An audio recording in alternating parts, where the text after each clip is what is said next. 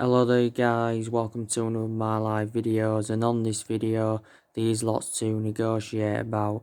I am going to be talking with you a bit about Anthony Martial, also going to be talking with you a bit more about Jack Grealish, and there's lots of other things to talk about. So the latest news regarding Anthony Martial, that he has been warned over his Manchester United future, and now he does, have a fight to try and keep his place in the team. And this is what, Rio Ferdinand has come out and said regarding the player.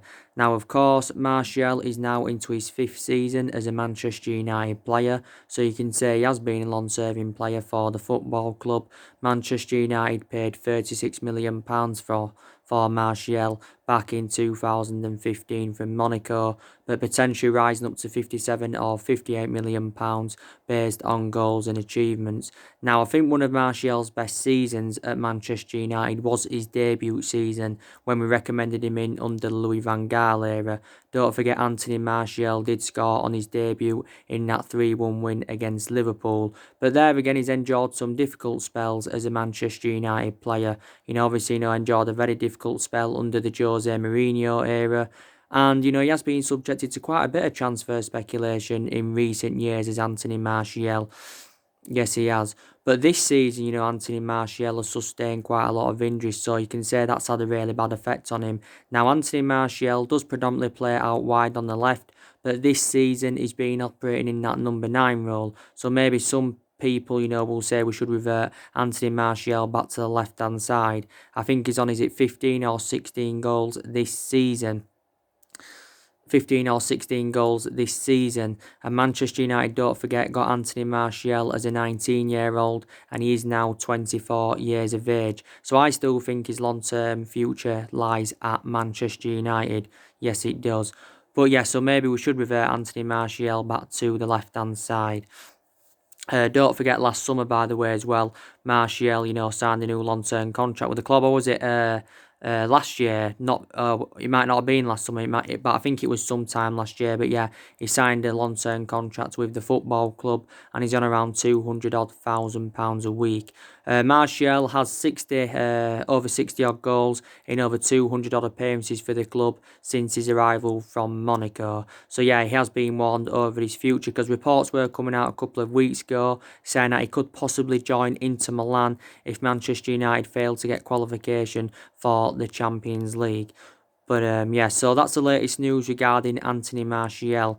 Now, we will delve into news on Jack Grealish. So I still believe Jack Grealish to Manchester United is possible to still happen in the summer. I won't fully disregard it, even though some reports did say yesterday that Jack Grealish's move now to Manchester United in the summer could be off due to that incident he had with his Range Rover, because don't forget, Jack Grealish crashed his £80,000 Range Rover into 3 parked cars in the West Midlands after he had been at a party. And just hours before this incident, he had advised people to stay at home due to the coronavirus. Police obviously investigated it. I think Jack Grealish, by the way, has come out and apologised for this, and he feels embarrassed about, what happened. And I think he has been fined around £150,000 as Jack Grealish.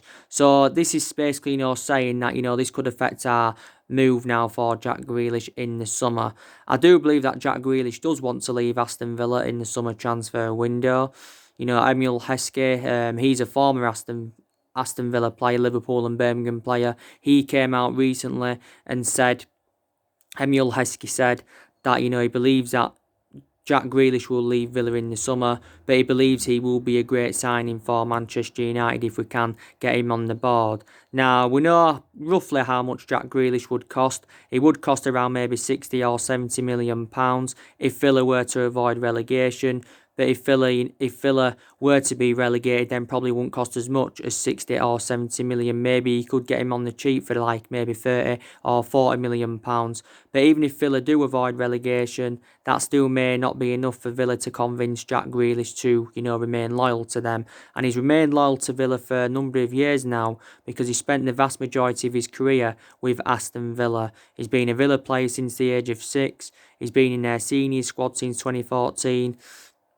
And since he's came in the senior squad, who's become an integral part of Aston Villa's team. And I've got to be honest with you, I've got to make an admission, he has flourished under Dean Smith's guidance. You know, he was key to Villa getting to the Carabao Cup final this season. He was also key to their promotion to the Premier League, but very, very good player is Grealish. So I think he'll follow the footsteps of Gareth Barry and James Milner, because they both left Aston Villa. But a few clubs have been in for Jack Grealish: Manchester United, Real Madrid, Man City. Revert back to the summer of 2018. Tottenham were very, very close to getting him for around £25 million, but the deal didn't materialise. Jack Grealish has got a contract with Aston Villa until 2023, so he's got 3 years remaining on his contract. I don't think, by the way, there's any buyout clause inserted, but I think he's our number one priority target for the summer.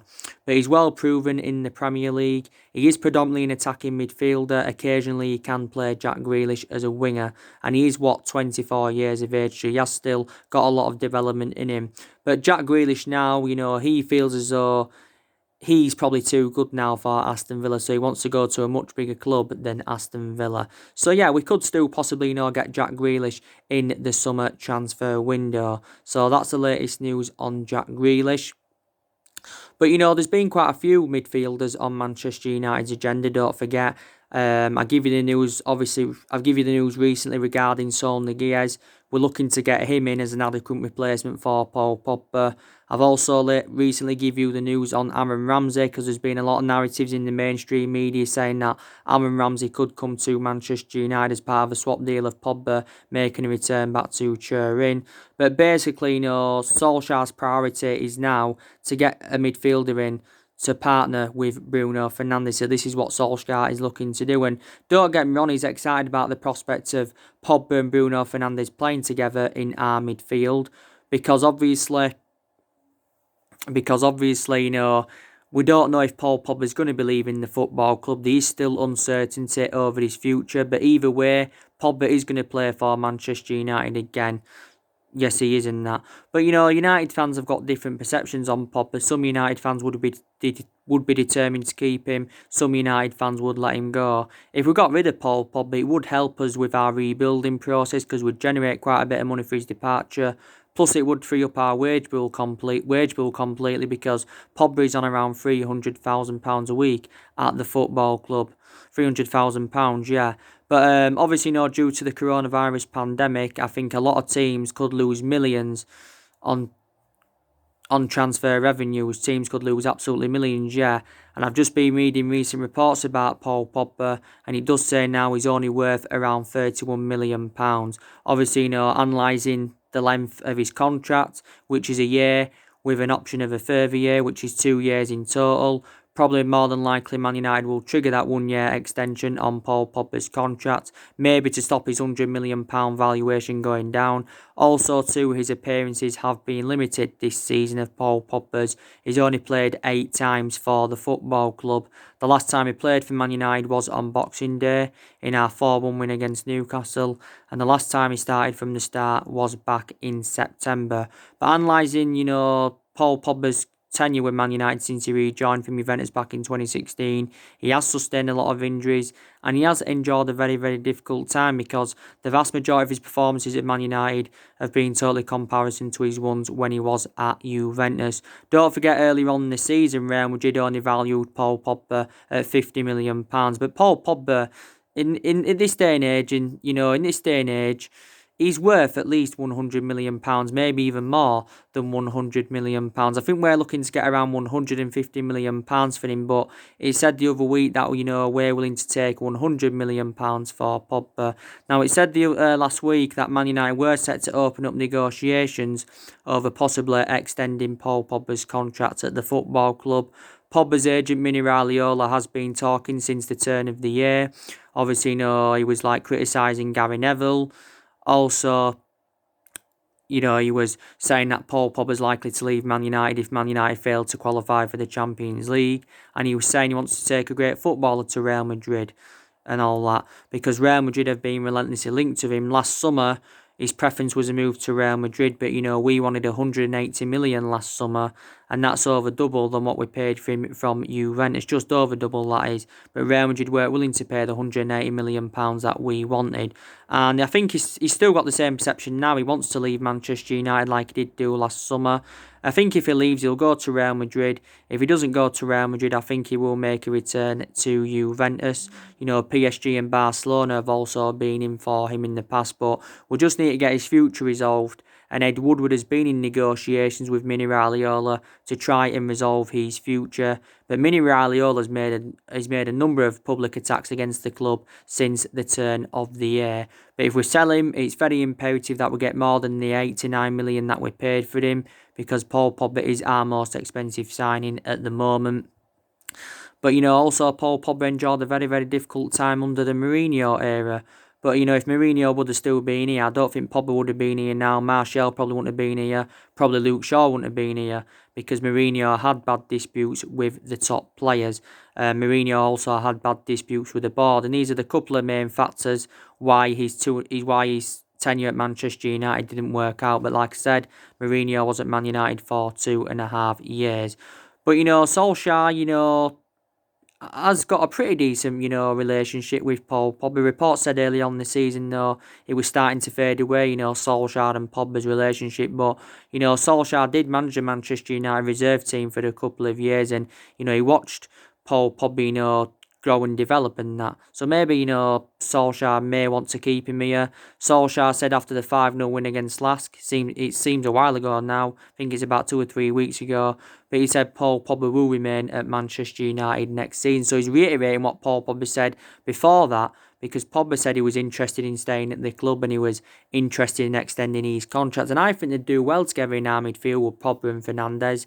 They have got similarities in style, though, haven't they? But, we don't know, do we, whether Paul Pogba's staying or whether he's going. Even if he doesn't go in the summer, though, he'll probably stay at Man United for another year. Then he'll probably, leave then. I'm very, very sceptical from now. He will spend, the entirety of his career with Manchester United. He won't finish his career with Man United. That's something I can definitely assure. But Pogba, he's now aged 27. He's just recently turned 27, so he has got a lot of years ahead of him and that. So we're in the market basically now for an adequate replacement for Pogba. But even, when Paul Pogba does, get back playing again, he isn't assured to play on a regular basis, because, you've got likes of Fred, that's done really, really well. And to be fair, Fred's been given his opportunities this season under Solskjaer. Fred never really got his opportunities under Mourinho. And I thought he was an exceptional player at Shakhtar Donetsk. But Fred, recently, has confounded his critics wrong. So I've got to give him a lot of credit. I think he's done well alongside McTominay in our midfield. I've also got to give Matic a lot of credit, because he's recently done well. Don't forget the other week we triggered that 1-year extension on the Nemanja Matic's contract. And Matic is now into his 3rd season as a Manchester United player. Man United, of course, paid £40 million for Nemanja Matic, and he's made over 100 appearances for the football club. Matic is actually a backup to Fred and McTominay and that, but I think he's still done really, really well. So the Manchester United need Paul Pogba. If we get Grealish, then I can definitely assure that we don't need Paul Pogba and that. But Solskjaer has identified the areas, where he thinks Manchester United need to strengthen up. He wants to, recommend the right winger in, and he also wants to recommend a central midfielder in. Don't forget Manchester United are in search for a centre forward. Even if Manchester United, do decide to get Odion Ighalo on a permanent transfer, which I think it's looking very, very imminent that we're going to get Odion Ighalo on a permanent transfer in the summer. We still need another centre forward. It's going to cost Man United around £15 million to get Odion Ighalo in permanently. That's how much it's going to cost us to get Odion Ighalo in permanently. But, we've got him on loan at the moment. Manchester United paid around 3 or 4 million to get Odion Ighalo on loan, and we're paying the third of his wages. But we are going to get him permanently. And, don't forget Shanghai Shenhua, offered him a £400,000 a week contract recently, plus a 2-year contract extension to obviously, convince him to turn down a permanent move to Man United. But I've got to say I've been impressed with Ighalo. 4 goals in 3 starts. His hold-up play is very, very good, and he is the vocal point. And I've got to be honest with you, very, very good covered up to Marcus Rashford. because I said we needed that covered up for Marcus Rashford, because Rashford is out with a back injury at the moment. He is out with a back injury, is Marcus Rashford, and he's been out with this back injury since our win against Wolves in the FA Cup. But when the season does resume, Marcus Rashford should be back in action. So like I said, Man United have got a lot of good attacking players, but it doesn't change my perception. We need a striker. And as you all know, there has been quite a few strikers on our agenda. I've obviously given you the news regarding Kane. Would you like to see Kane come to Manchester United? You know, Timo Werner's been linked with Man United. Aubameyang's been linked with Man United. But, actually, Aubameyang, like I mentioned, and Werner would be cheaper solutions than Harry Kane. They cost us like 3 times less than Harry Kane, because they're both available, Werner and Aubameyang, for £50 million. Kane would cost around £150 million. But we need an adequate replacement for Romelu Lukaku. That's what Manchester United do need. I think it's very, very imminent, by the way, that Man United are going to sign Jadon Sancho in the summer. I've obviously, been keeping up to date on a regular basis about Jadon Sancho. Obviously, the football leading agents come out and, he's basically, said that, the links have shut down, with Chelsea and Liverpool, getting Jadon Sancho and that. So that's given Manchester United a boost. And the Irish Independent did report out yesterday. They basically said, it's unofficially confirmed that Sancho will join Manchester United in this summer transfer window, but he's going to cost us around £120 million. Dortmund are remaining ruthless over their valuation, even though with this coronavirus pandemic, Borussia Dortmund are not going to let Jadon Sancho go on the cheap. But I think Man United are willing to meet what Borussia Dortmund are demanding for the player. Don't forget, we're willing to offer him around £400,000 a week. Obviously, that will make him the club's highest paid player, as well as, our most expensive signing. But, I'd love Manchester United to get Jadon Sancho in the summer. And don't forget, we're willing to offer him that number 7, that iconic number 7 shirt. Like I said, we've had a lot of good number 7s up and down the generations, but Jadon Sancho would complement our attacking line really, really well. But yeah, there is a lot of players in our agenda, and it is good that Ole Gunnar Solskjaer is making plans for the summer transfer window. Obviously, he has got the backing of Ed Woodward. He's also got the backing of the Glazers, and also quite a lot of our players are still determined to back him. Solskjaer has been at Manchester United now for 15 months, including the time when he was the interim manager. So he has been at the football club now over a year. He has been permanent Manchester United manager now officially for a year. And, he's endured, 3 transfer windows, and he has recruited 5 players in 3 transfer windows. But I've got to credit Solskjaer, for the players that he has recommended in so far, because Got to give him a lot of credit for that, and he has spent around £220 million of Solskjaer so far at the football club. It does remain uncertain, whether Solskjaer is going to be Manchester United manager next season. I think he'll be Manchester United manager next season, but Solskjaer knows if he's given another season at the club, that he's got many expectations to exceed, and that if we get the right calibre players in the summer and Solskjaer is still here next season, our expectations next season will be to challenge for the league and, possibly, get some silverware on the board. But Manchester United can win silverware this season because, we are into the last 8 of the Europa League. We are into the quarterfinals of the FA Cup. So, yeah, that's a chance for us getting some silverware on the board because we haven't won out yet in terms of silverware under the Ole Gunnar Solskjaer era. But I've got to give Solskjaer credit. He's progressed, like I said, he's got us to the last 8 of the Europa League, the quarterfinals of the FA Cup. Also, with him, he's got a lot of trust in his young players, and he's done well promoting the youth and that. The young players have been given their opportunities this season, and don't forget, we are unbeaten in our last 11 games in all competitions, and this is our best vein of form since Solskjaer was the interim manager. It's our best vein of form. Also, Solskjaer's got rid of a lot of the deadwood since he's come in. Around 9 players have left in total. Obviously, got rid of some players on permanent transfers. Obviously, some players are out on loan. But, he's got rid of a lot of the deadwood. But I still expect Solskjaer to get rid of around 5 or 6 players in the summer transfer window. So we're going to probably generate some money for their departures. Jones, Lingard, Pereira, they're definitely 3 players I expect to go in the summer. We'll negotiate on getting rid of Sanchez on a permanent transfer because he's on loan at Inter Milan at the moment, is Alexis Sanchez. Despite that, though, Manchester United are still paying we're still paying the vast majority of his wages. We're still paying him around £300,000 a week. Because when he was at Man United, we was paying him like £400,000 a week. If you want to include the image rights and the bonuses, you know, it risen up to like £500,000 a week, and his wages were really having a bad effect on the club. But if we can get rid of him permanently, then it will free up our wage bill completely. And I think we'll negotiate on getting rid of Marcus Rojo on a permanent transfer because he's on loan, of course, Estudiantes. We may also get rid of Chris Smalling permanently because he's on loan with Roma at the moment. Smalling did endure 9 years with Manchester United, so he was a very long-serving player. We could also possibly get rid of David De Gea. He's another player Man United could get rid of because Dean Henderson is expected to come back to Manchester United after his loan spell with Sheffield United.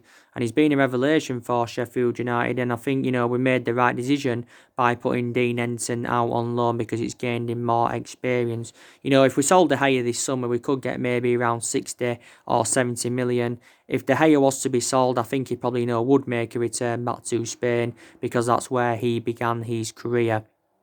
So we'll get rid of around 6 players in the summer transfer window. I want the season to resume. I really, really do. I want the season to start again, you know, like I mentioned. But, you know, our record against the big 6 sides this season's also been very, very good.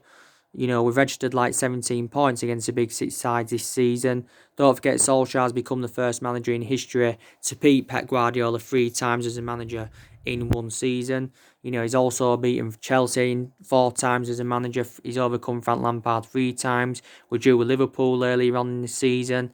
You know, beating PSG 3-1. That was Ole Gunnar Solskjaer's most iconic moment as manager. You know, that was his last game as the interim manager. That was the actual game that got Solskjaer the job on a permanent basis. So we've done very, very well against, you know, the elite opposition. It has been actually contrast to, you know, with lower opposition because we haven't been brilliant against lower opposition. So that is an element of concern, let's be honest. But obviously, you know, since Solskjaer got the job on a permanent basis, his record has been disastrous. So you can say that is a negative. But there again, his record was disastrous at Cardiff. Solskjaer only enjoyed a very, very short tenure with Cardiff. I think he only managed around 29 games for Cardiff. He only managed around 29 games for Cardiff. But the main explanation why he got sacked from Cardiff is because you know, he got Cardiff relegated, and like I said, his record was disastrous. But it was actually no comparison at Molde, because at Molde he did quite well. He won a couple of Norwegian titles with Molde. And obviously, you know, Man United have enjoyed their worst start ever to a Premier League season. So this is our worst start to a Premier League season for 30 years. Earlier on in the season, we was facing a relegation battle, but I know Manchester United too much of a big club anyway to go down. We're sitting 5th now in the Premier League. We're sitting 3 points behind Chelsea. We can definitely get qualification for the Champions League because 5th place is a Champions League spot, reflecting on Manchester City's ban from the Champions League, you know, for the next 2 seasons and that. But like I mentioned, Manchester City have appealed against this decision. But like I've said on my first video I did this morning, there's another video that's uploading, by the way. I said some managers do need time. They do need time, some managers. And it takes some managers years, you know, to emulate that level where they want to be. You know, a prime example, Klopp.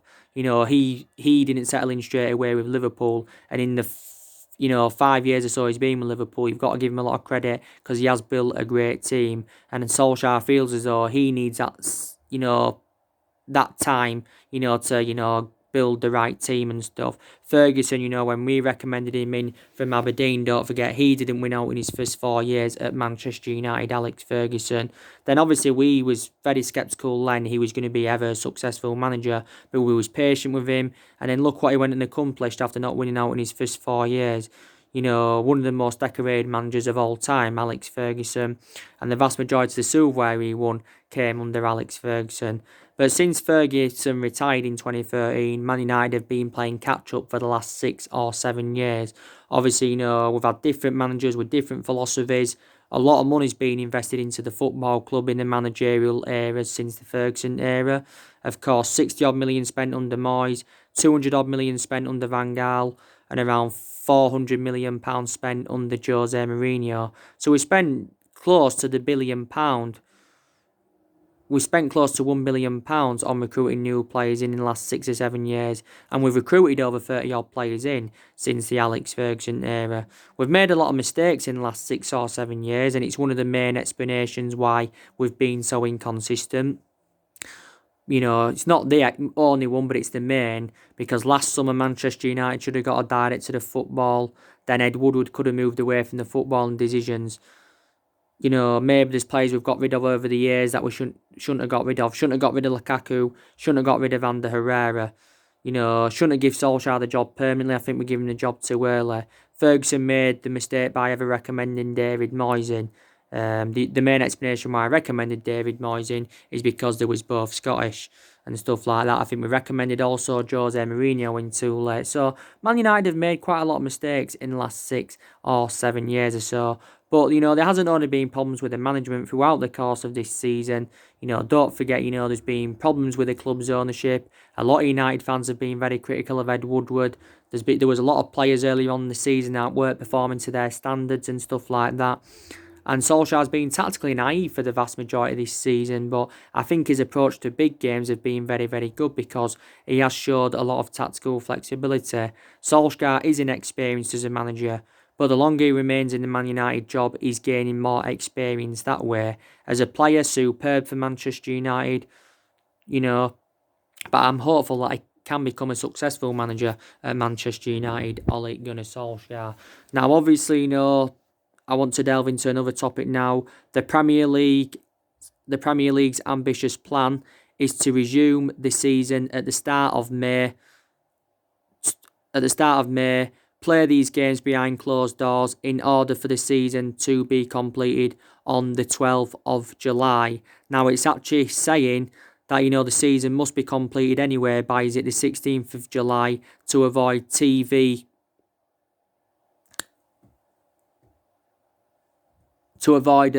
TV dilemma of £762 million. So this is what it basically says. So supposedly the Premier League have said the season's going to resume in May. But obviously I think they'll have another emergency meeting and that, you know, to establish plans for the remainder of the season, because, you know, they keep changing the mind of the Premier League, because recently he said that the Premier League will resume in July, and you know, they'll play games behind closed doors over a period of 4 to 6 weeks and stuff like that. So, but definitely, you know, the season's going to resume because it has been extended indefinitely. So Liverpool won't have to worry. I was reading a report from Liverpool Echo earlier on today, and it says, you know, the Premier League were planning to hand Liverpool a Premier League title and do the trophy presentation, actually, you know, before the Premier League got suspended. The Premier League has been suspended since the 9th of March. You know, it got suspended until the 3rd of April. Obviously, the suspension got extended until the 30th of April and that. But this coronavirus is very, very bad. A few football players have had it. Allegedly, Boris Johnson got tested positive for it and that. But very, very bad disease. So anyway, guys, drop your comments, likes below on the channel. If you do, consider subscribe as always, and take care. God bless, and I'll see you all again very, very soon.